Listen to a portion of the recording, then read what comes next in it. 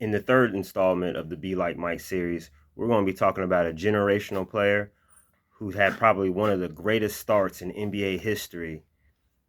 And then after a few unfortunate events, turned into one of the biggest what ifs, not only in the NBA, but in sports in general. I'm talking about Penny. Let's talk about it.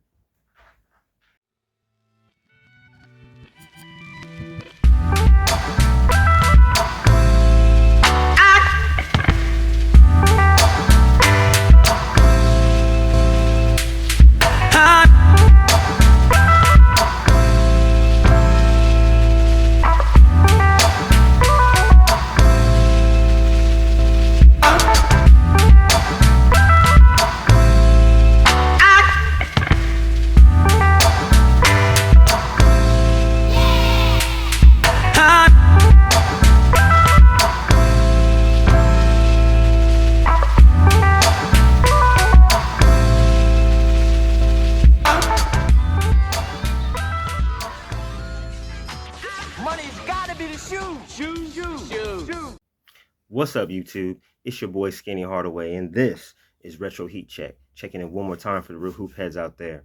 And of course, thank you all for your likes, your shares, your subscriptions, your comments, and of course, your questions. Continue to bring those questions in, man. Last night, Q&A with Skinny went went well as usual. The questions was fire. Appreciate you guys. Continue to bring those questions in. Definitely helps interact with the channel, builds a rapport between me and you guys, everybody in the hoop head haven, on my hoop heads. Man, and it's actually a really fun segment. It's a real fun segment for me. So definitely bring in those questions. Continue to make this channel fun for me and as well for you. So yeah, thank you all. Appreciate it. You already know what time it is. It's time to give a shout out to the squad, man. These are my guys. I stand 10 toes in the paint with these guys. We're up against a huge conglomerate of haters and people that want to change narratives and disrespect the past and rewrite history and all kinds of other disrespectful things. But as long as you're armed with the truth, as we are, you'll never lose. You'll never lose. So big shout outs to these guys, man. These are my guys. Sports and Fitness Rants, Uncommon Sense, Scap Attack, Too Raw for TV, Too Raw for Sports TV, my bad. Uncut Hoops, Angry O Hoops, My Twin Phenomenal Fitness, Michael Jordan Fans Are the Best, NMB Sports TV, Kobe Bryant Film Room, Geechee Life Sports Talk, Prince Sports, Man Down Sports, Ticket TV, Dreamers Pro TV, Shuckle Storm NBA, The Real Mind Crime, The Allen Ricks TV, NBA Fact Self Research, and am I forgetting anybody? Oh yeah, my bro, Kobe Bryant Film Room. Definitely got to give props to him. Man, these are guys that like I said, I stand with these guys. They support me, I support them. So hey, if you guys aren't hip, get hip to them, man. Tell them Skinny sent you. You already know the business. And once again, YouTube is doing the weird stuff. I gained another subscriber, but no names. It's like I don't know what's going on with YouTube. I guess we beefing, I guess, still. But hey, and when they finally release your name, I will acknowledge you as far as welcoming you into the Hoop Head Haven. But until then, tonight's gonna be a closed door meeting. So we're just gonna get right into it.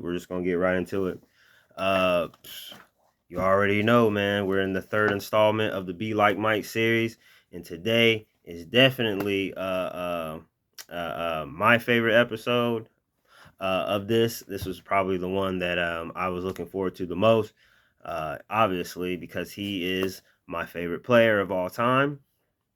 He's also my namesake. I know Shuckle Storm says that he gets it from me, but you know, but you know, gotta give props to the man, the legend, the living legend, Penny Hardaway, Anfernee Penny Hardaway. You already know what it is, man. Man, let's get it cracking, man. Let's get it cracking, man. Penny Hardaway, straight out of Memphis, Tennessee. Probably one of the baddest to ever come out of the city. Treadwell High's finest. I think he should have been Mr. Tennessee. I don't know how you're not Mr. Tennessee when you're dropping 36 points, 10 boards, 6 assists, 3 steals, and 2 blocks a game, and you're not Mr. Tennessee. That's wild. I would love to know who was the player that was better than that. Penny Hardaway was definitely a generational player. He was a player that many dubbed one of the more exciting players. Um, he was definitely a street icon, an urban icon, a '90s icon. Definitely, I have to say, it's probably one of the more tragic stories in sports, as far as, like, just with the injuries and everything, just robbing him of what would have been a Hall of Fame career, first ballot Hall of Fame career. Like, he was that bad. He was the coldest, and during that time, you know, he had captured the imagination of kids like myself. I would have to say, after Michael Jordan, at that time, Penny Hardaway was up there. It was probably Michael Jordan, Penny Hardaway, and Grant Hill. Those were probably 1, 2, and 3 as far as popularity in the NBA at that time. And ironically, Grant Hill is also one of the players that was that we've highlighted as far as the next MJ. So let's get down to the nitty gritty when it comes to Penny. After leaving Treadwell High, heads to Memphis State at the time. 1991, couldn't play. He was academically ineligible, thanks to Prop 48. Prop 48 is pretty much, as a matter of fact, D Wade is another player. He's probably one of the last players that I remember personally that had to sit out due to Prop 48. Prop 48 back in the day was basically an academic, not an academic suspension or anything, but it's like they just basically, if you were a student athlete, the NCAA would basically halt your season. You'd have to sit out, get your grades up. You still own scholarship. You still get your school paid for and everything like that, but you cannot participate in any basketball activities as far as like games and stuff. Now you could practice, you could practice here, and I think you could practice like scout team. You can do like scout team work, scout work, you know what I'm saying, stuff like that. But as far as, like, you know what I'm saying, getting out there on the floor, no way. His grades were so bad at Memphis State that the only reason why he even got in to Memphis State is because the president at that time gave him a special waiver, for him to actually come into class. And his freshman year was definitely a tumultuous one. Not only did he have to deal with Prop 48, he also had to deal with a gunshot wound to his foot that threatened his basketball career. Was out hanging out. He got robbed. You know what I'm saying? Memphis is a tough city. He got robbed. The dude turned around, started shooting. You know what I'm saying? And I guess he wanted to put some extras on it after robbing Penny. Start shooting. Bullet ricochets off the ground, hits him in the foot. Now he has to deal with that. Excuse me. So yeah, his freshman year was definitely tumultuous, but he was able to get his grades up despite all that, despite having to rehab and everything like that. Penny was able to get his grades up, get his grades together, and right then and there, if you were around at that time, you got to witness probably one of the best college players that you'll ever see.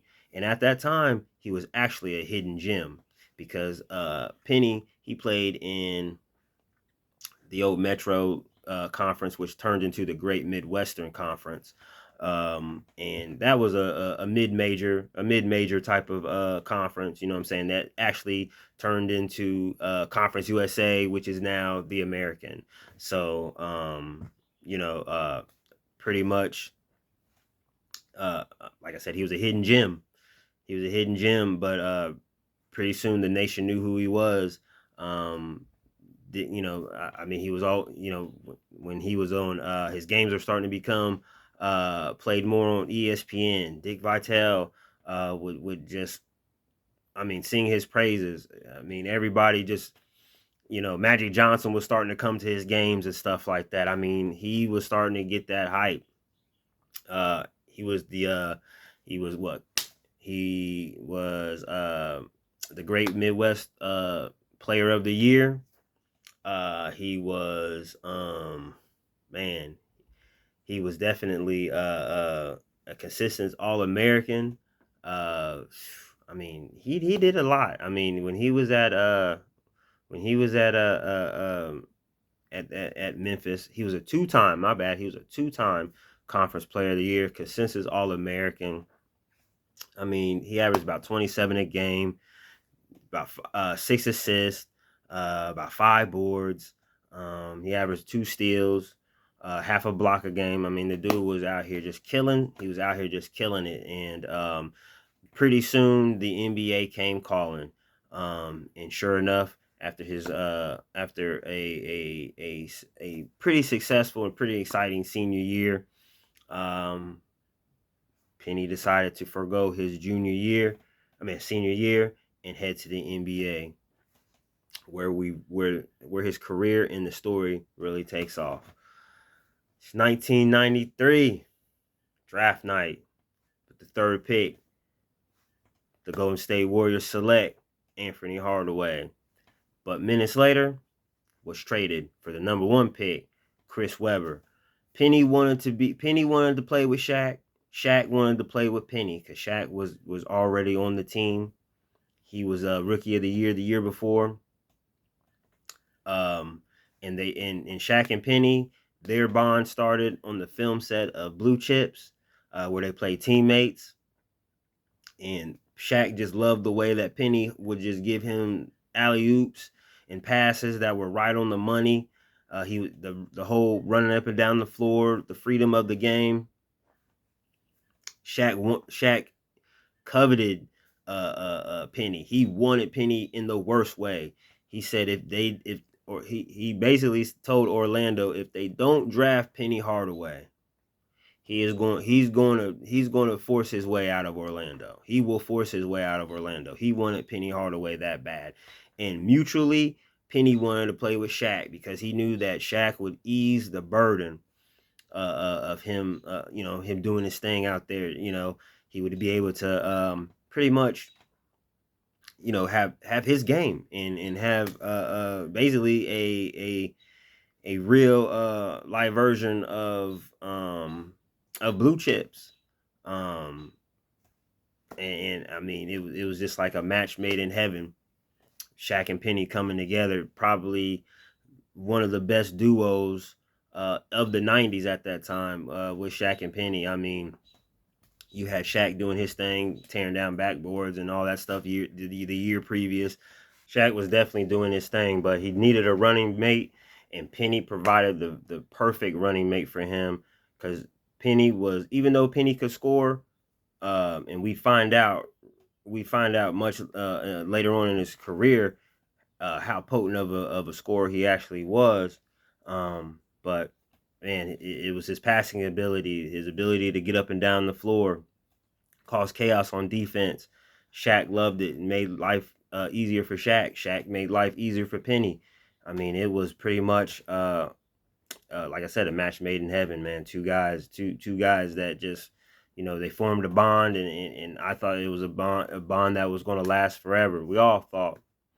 Um, but yeah, year two was the explosion. Year two was the explosion. I mean, Penny Hardaway is averaging about 20 a game. He's about 7 assists a game, 5 rebounds, two it was like almost 2 steals a game. Almost 2 steals a game. Uh, I mean, this guy was just on fire. Made his first team All NBA. Uh, man, the first of two. NBA All NBA first team.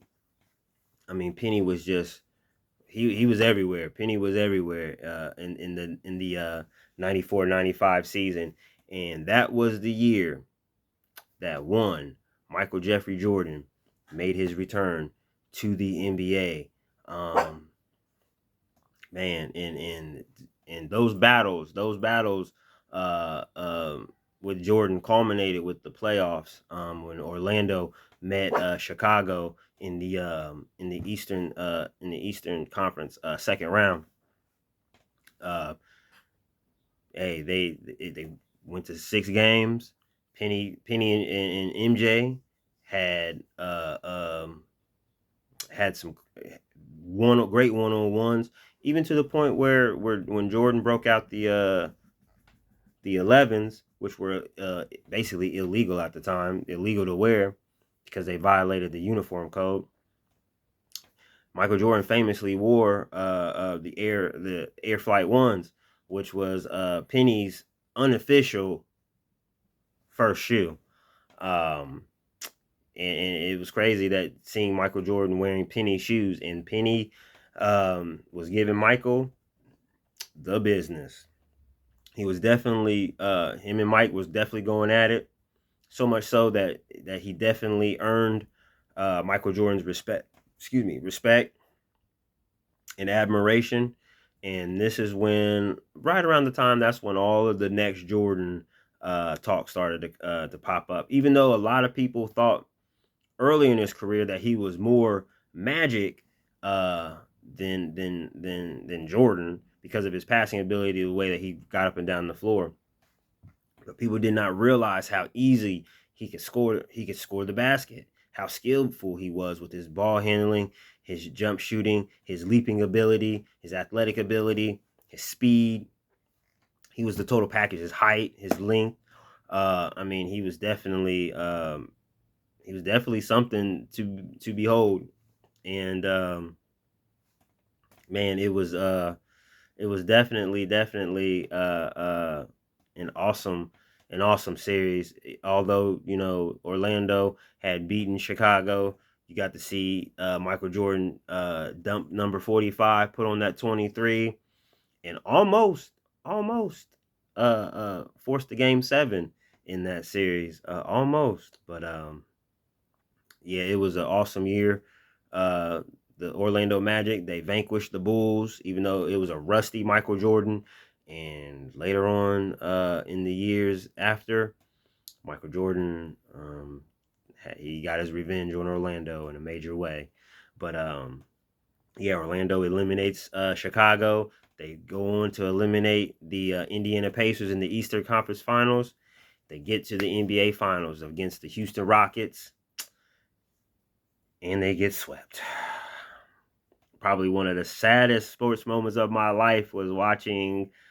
Even though Hakeem was putting on a show, I was so hurt for Penny. I wanted Penny to win a title so bad. I really thought that Orlando, many people, I wasn't the only one, but many people really believed that Orlando was the team to knock off the Bulls. They were going to be the team that was going to basically take over from where the Bulls left off as far as the next dynasty. Going into that season, the 95-96 season coming up, Penny Hardaway once again, amazing season. Lot of first. The debut of the Nike Air Max Penny 1. An immediate hit, and this was also what drew the comparisons to MJ, was the simple fact that those Air Penny 1s, immediate hit. They flew off the shelves. Kids were wanting those. I mean, everybody was wanting those. people are lining up to get a pair of Anfernee ones. You thought that a pair of Jordans was coming out. Nike decided, and even Jordan, he kind of started to come to the conclusion that Penny Hardaway could very well be his successor, not only in the NBA, but with Nike, because the Penny line was just an amazing line. And what also helped the Penny line was the ad campaign. And that is where Lil Penny comes into play. Lil Penny was Penny's alter ego. Penny was a very, very, very quiet guy, very humble guy, very soft spoken. So Penny was everything that he wasn't. He was loud, brash, braggadocious, annoying at times, because you would always see Penny just be just so annoyed with Lil Penny. But the commercials were funny. They were pop. They were at the time they were a fixture within pop culture. Lil Penny was just something that was just a phenomenon. Nike hit the nail on the head with that campaign, and it just took Penny to a whole nother stratosphere. Kids loved him, adults loved him. He was definitely, like I said, he at that time top three. He was in the top three as far as popularity with him, Grant Hill, and Michael Jordan. They were definitely top three as far as popularity in the league. His jerseys were flying off the shelves more than Shaquille O'Neal's, which kind of led to some jealousy, which came later.